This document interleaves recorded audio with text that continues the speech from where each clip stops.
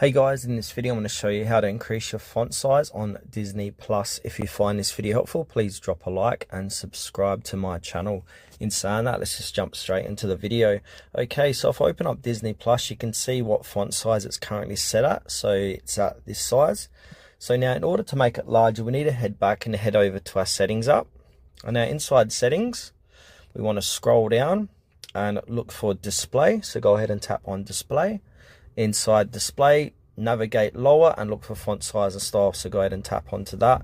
Now once we hit font size and style inside, you'll see a slider at the bottom of the page. So if we move that slider left to right, left to make that font size smaller or right to make it larger. So if I set it near the far right hand side, you can see the font size being increased, and if we go over to Disney Plus, likewise the font size looks a lot larger and easier to read and navigate.